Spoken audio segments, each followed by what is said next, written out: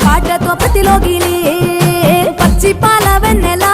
నేలన పారబోసినట్టు పూసెనే మునుగు పూల తోటలు పచ్చి పసుపు గొమ్ములో పసుపు తీసి రాసినట్టుగా పూచె